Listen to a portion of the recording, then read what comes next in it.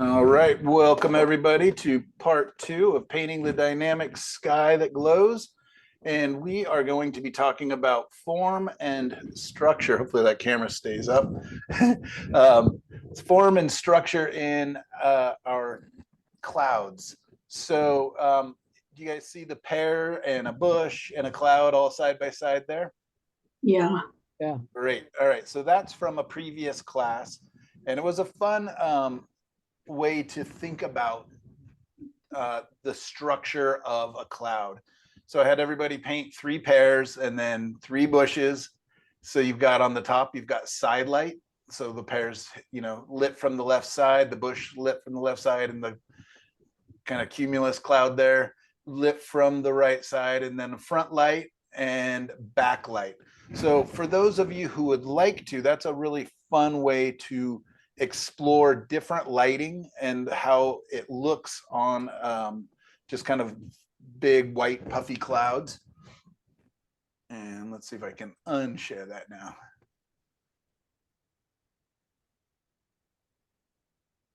There we go. Okay, now it should be just me. And now I'm going to share my screen and we're going to talk about a number of paintings here. So unfortunately, I could not find the name of the artist who painted this. But I really like the form within this cloud, right? How the cloud, you can tell where the light source is kind of coming from the left, hitting here, and then it goes in towards the shadow side. And what we've got here is we've got a light, kind of a mid value and a darker value. But please notice that the darker value in the clouds, as a general rule, is still not as dark as anything hardly in the landscape, right? And that's one of the ways we're going to help to keep our clouds soft and aloft and our ground forms grounded, is often by the weight of the darkness of the values, right? So I've included a number of different times of day, different weather elements, and different types of clouds here.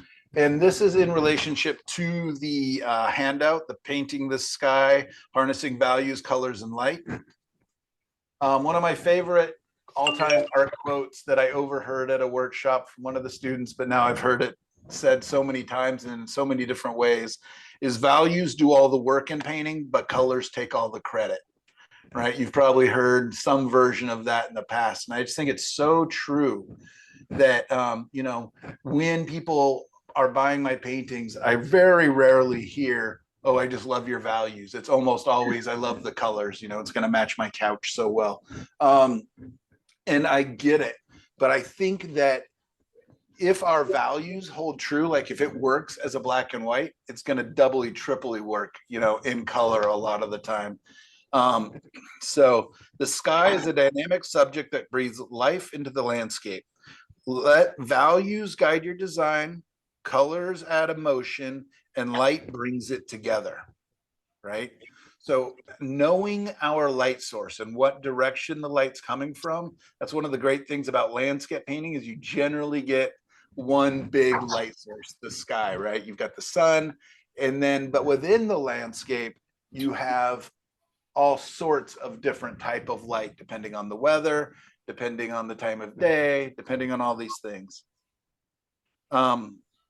Understanding values in painting. Values, lights, and dark contrasts are fundamental to conveying the illusion of light and depth in your painting.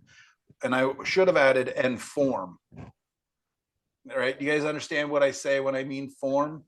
Like if I draw a circle, it's a circle, but once I start adding shading, that circle becomes a sphere, right? It develops a sense of, while colors add vibrancy, the values bring structure and believability. The values, again, you need to add this to the notes here.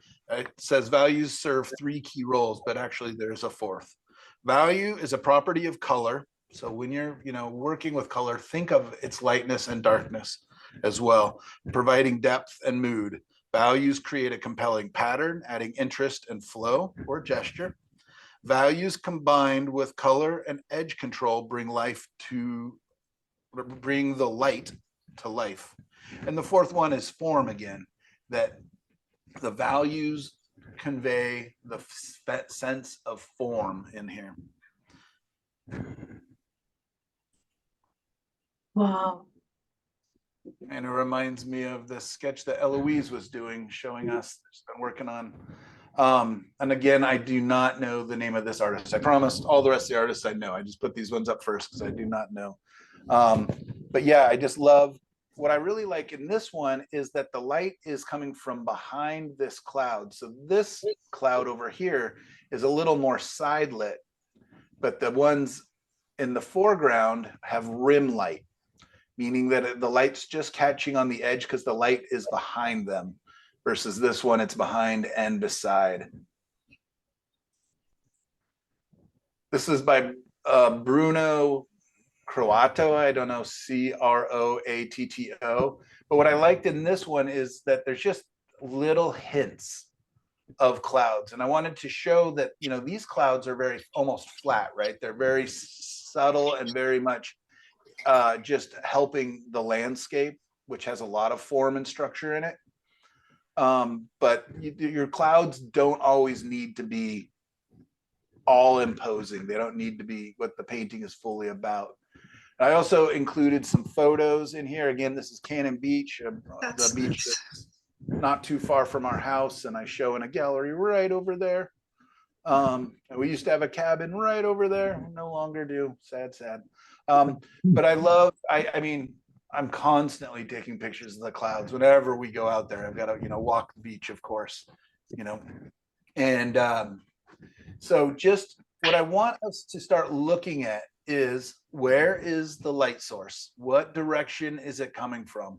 If we have multiple light sources in a landscape, it can become very, very confusing.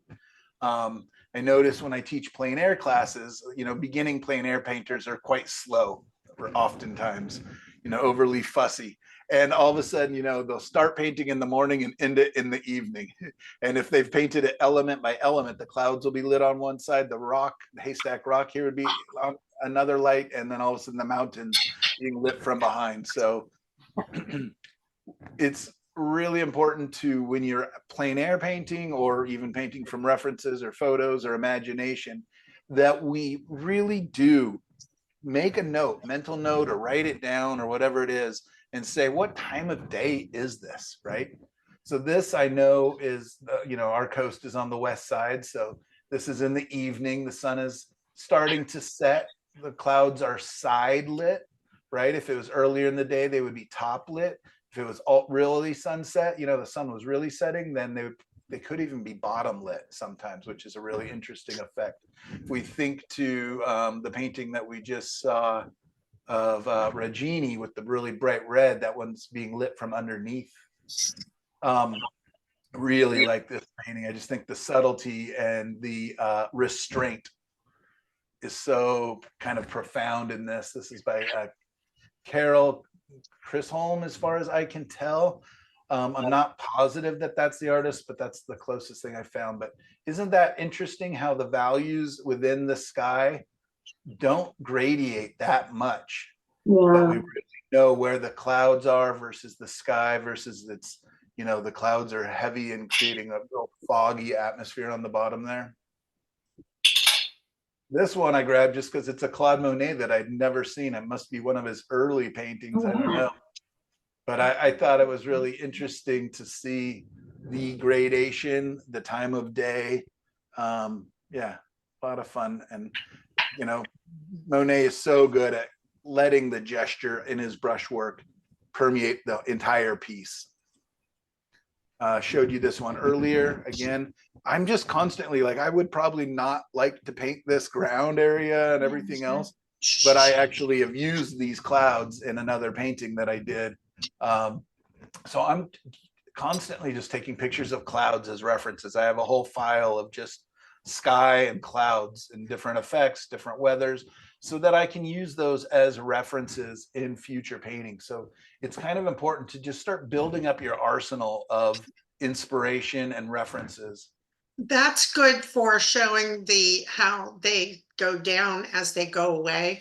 Oh, yes, yes, thank you. That's what you, yeah, reminded me. So we can all see the perspective in this, right? All these lines going back into the distance here. So that's one thing that this image does really well, is you got all these lines. Vanishing point would be back here. But look at the clouds actually have the same vanishing point, right? So the clouds, well, let's go from the bottom. As we're looking across at our clouds, we are seeing their side view, right? They're far in the distance. We can see barely the line of the bottoms of them. As they come towards us, we begin to see their underbelly a little more until this cloud, we're actually just looking up and seeing the bottom of the cloud. We're no longer seeing the side or the top of it at all. So it is such a interesting thing that, you know, we're also used to putting perspective in our grounds and our lands and you know, buildings and everything else, but we can actually really start to think about that in our skies as well. Thank you, Cheryl. You're welcome. So sometimes the clouds are just so soft and wispy and nearly flat, right? Kind of just a flat band of color here. This is by Dale Byer, I believe, Byhre. Just a nice, soft, delicate painting. But again, the light's coming from just underneath a little bit, illuminating the sky. Here's a Frederick church, actually. Very dynamic. It's kind of a strange one. I'm not exactly sure how the clouds ended up getting spotlighted like this so much, but I've always enjoyed this painting. So yeah, just realizing the structure. He's got two different types, actually three different types of clouds in this painting. This is the reference from Gail that I did last week. It's a little black and white. And again, there's multiple types of clouds going on in here. And this one is top lit. You can almost begin to see the rays coming down, hitting the tops and kind of back inside of this. And then what I really like about this image is this reflection of the light that we're not even seeing the sun's off the screen there, shining down into that. Gavin Brooks, she does these a lot of really beautiful, kind of softer, lots of chromatic grays in Gavin's work. Again, this is backlit clouds, so you get this rim lighting. Lots of fun movement and shapes in here. Please feel free to ask any questions or make any comments as I'm going through. Hillary Scott. Beautiful. You can see I'm definitely attracted to evening and morning light. I hopefully included a couple daytime scenes here, midday, but we're going to be getting towards this in our next couple weeks, where we're really starting to incorporate colors, warms and cools. In the last class, we talked a lot about gradients of color as the sky, look in the sky back behind the clouds, as it's changing temperature, as it's going down towards the warm colors here. And then there's a reverse gradient going from the warms of the clouds up to the cools as well, with a different density and darkness. Wow, I really like my sunsets. This is Jane Hunt. She paints a huge amount of these big kind of sweeping sky images. Yeah, boy, a lot of kind of rim light in here. The transparency of the clouds here, letting the light kind of break through and warm them up. Nice sense of gesture in here and movement as well. Another one by Jane. What is the last name, Michael? Oh, Hunt, Hunt. Okay, thank you. Yeah, yeah. I think you'll like her work. It's almost the same, so much similar to the other one. Just kind of flipped her clouds. That's funny. But I mean, I guess we all do that. You know, she may have one reference. That's so similar. That is so funny. I picked them randomly. Just flipped it. Yeah, she flipped it and then warmed it up. And I guess I do that a lot too, where I use, you know, some similar references in a lot of images. Oh, this one's tiny. Josh Clare. What I really like in Josh's work and how he paints his clouds is look at these soft, lost edges right? So the clouds really feel soft, but at the same time, there's still a real structure to them, right? A light side, a mid side, and a dark side to them. It's kind of lit from the side and above. So the bottoms of the clouds are also in shadow. So it's kind of the, you can almost imagine this like an apple with the spotlight on it, and then it kind of rounds down and underneath here. This is Kim Cassabear. Very, very, very dynamic sky.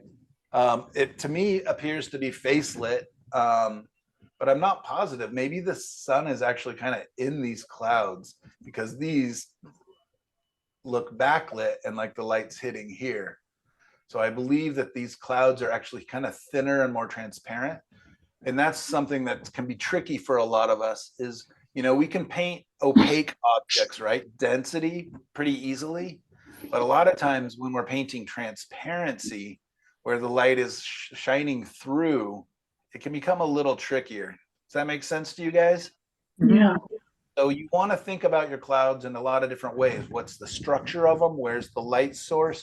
And is it a dense, all consuming, sucking in the light, or is it transparent and letting the light move in and through it? Are these going to be on Padlet, Michael? I can put some of them on there. Yeah. I didn't put any from last week either.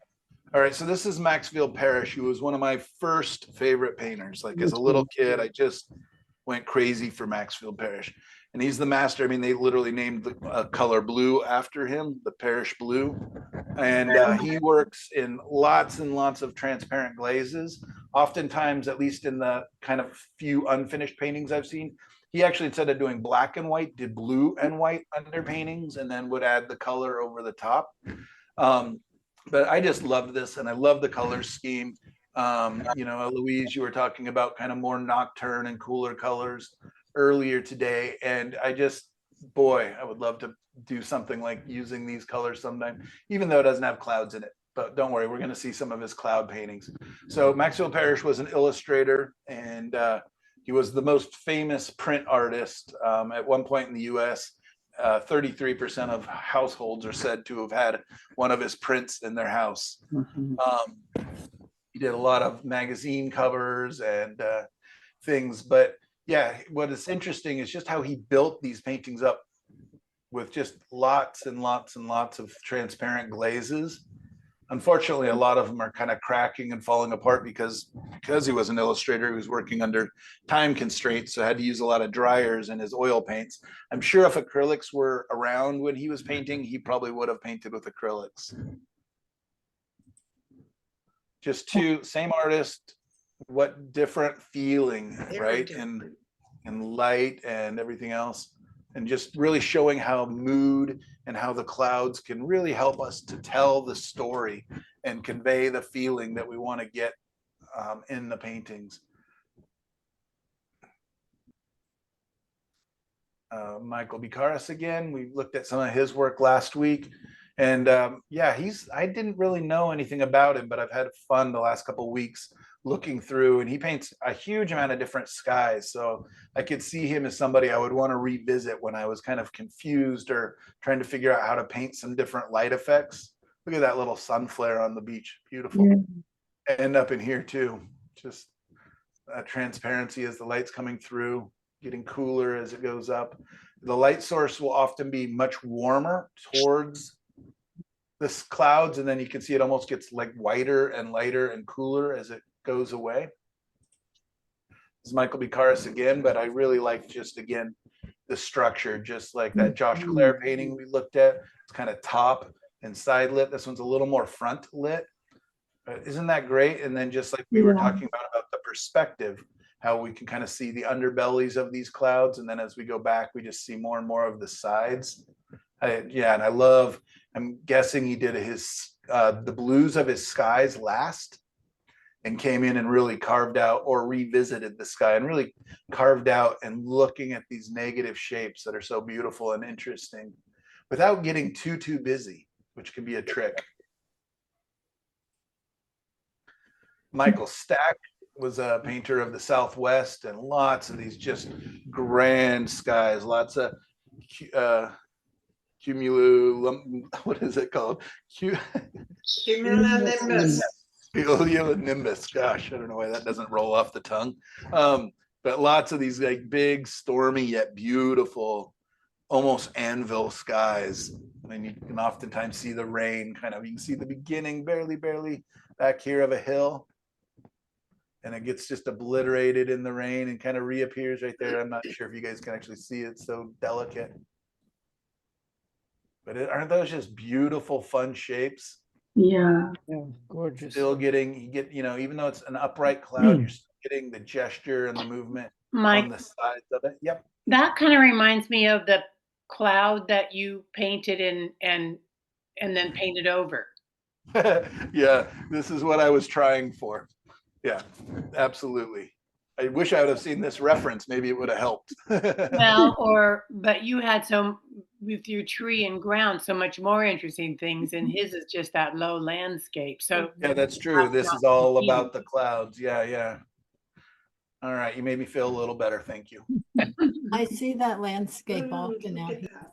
I bet you do. Yeah, exactly. So this is Ovanus barbarian. And yeah, he is one that paints really thick, juicy, lush colors. And, again, kind of very much an impressionist, letting the gesture and letting the paint be a big part of it. I mean, look how thick the paint is up here. So a lot of times his shadows will be a little bit thinner, and then he really is not afraid to pile in the paint in the lights. And that's a great way to kind of approach is a lot of times to let the lights be thicker, especially with oil paints, and your darks be a little bit thinner. Michael, please explain his use there of the darker clouds. It looks like two light sources to me, sort of. And the darker clouds are closer to the horizon where the rosy glow is up above. Yeah, I believe that this is the sun kind of barely peeking through and really illuminating the edge of these clouds. I think that this is kind of, some of the more edge area catching the light. Oh, okay. Yeah, and so it's kind of coming through. And whether or not even this is where the sun is, it may be kind of tucked back in here somewhere. I see. All right. But it's peeking through. The Yeah, and then darker- he went pretty rainbow in the ground form there. Yeah. Those darker clouds are in the shade of the upper clouds, I think. Yeah, I believe Oh. that could be right, because they're not catching the rim light, because they're Yeah. in front of these clouds. Like these clouds are probably closer. Okay. than these. But yeah, I believe that Cheryl's right, that they're in the cast shadow, but there's a little bit of an opening there where they're coming through. And yeah, I don't know if he's not willing to break some rules too, just to kind of get his idea and his effects across here. So I love the variety of colors he has in those clouds. Yes. yeah, Yeah, that is really stunning. yeah, I Who mean, is this? greens, purples, pinks, oranges. I mean, he's got the whole color gamut. in there. Rainbow. Yeah. But if you squint your eyes, they really go together. So it's really about the values, right? The Mhm. lights and the Yeah. darks. Right. And then within those colors, he can Beautifully really, done. That orange looks like a fire Yeah, in that upper cloud, yeah. other Beautiful. places, yeah. yeah. And then he really just spotlighted this as kind of a secondary focal point, because my eye goes here first and then ends up here. So it kind of travels down. So who is this artist? Ovanus, Ovanes, and Barbarian, Berbarian.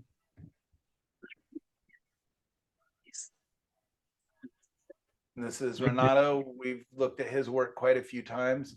I grabbed this one because look where the clouds are lit. They're lit underneath, Yeah. right? The sun is actually probably already set. So the light is around the, sphere of the earth. I see that out here all the time in the evenings. Yeah, More it's so evenings cool than when the mornings. light's set, but it's still shining up around the edge of the earth and catching underneath the clouds there. This is Rich Bowman, who paints kind of graphic. I mean, they're really kind of almost abstract in a way, but he paints just tons of these really dense strongly colored clouds. He's one of the artists that, you know, when I see his work in person at a show or anything, it always just kind of stops me because there's a strength and a solidity to it that's really kind of striking. And then his use of colors is very creative a lot of the time. He's not afraid to, you know, branch out and change things up. Here's another one. Wow. Right. I mean, this is very much they're both very much cloudscapes, right? The land is very in, you know, just a supporting cast member. And just a couple more quick photos. This is, you know, so we had something early or more midday, right? The sun is overhead. You can tell it's a little more on the right side than on the left side by where the shadows are. And I just love these, you know, cartoony, cutesy clouds. I don't paint midday very often, but this would be a fun image. And yeah. So again, I just, you know, when I see something interesting, I probably went out here to study the vineyards and take photos of the vineyards. But then all of a sudden you just kind of look up and you're like, oh, those are interesting clouds. TJ Cunningham, great painter, great skyscapes. Very dynamic. This is Gail's photo that Regini was doing the painting from. So Gail posted this during our last class, and I've enjoyed looking at it. Fields of Iowa. Fields of Iowa. This might be a fun one for one of our next classes. If we all kind of want to paint something similar, we can kind of come up with our own landscapes, unless we want to paint the fields of Iowa or whatever. But just a really nice photo. Thanks for sharing it, Gail. And I think that brings our lesson to a conclusion. So that was the fastest lesson I've ever done. What do you guys, any questions about creating the idea of form and figuring out where our light source is when we're working on the sky? Nope. All right, great. Let's take another break. Let's just do like 3 minutes, because all I need to do is just change cameras and get up to the easel. So everybody okay with that? Stretch your legs and we'll be right back. Michael, I have just one quick question. In the Please. beginning of this last session, you were talking about values, colors, light, and form. You said values bring structure. I didn't hear what colors do, and then you said light Motion. tells the time of day, basically, and form. Right. So colors add emotion and light brings it together. Okay, thank you very much. Yeah, and I could have used a lot of different terminology for color brings motion or emotion, but yeah, that's kind of goes in conjunction with what we were learning about the gesture and things. So yeah, I'm going to step up to the easel and I'm going to do 2 quick, just coloring up the paintings from last week, just really quickly. And then I'm going to do just a bigger glaze on that black and white one, the bigger one, the 30 by 40. Just so you guys get an idea, and then we will talk a little bit about homework, and then you're off to live your lives in peace and harmony until tomorrow.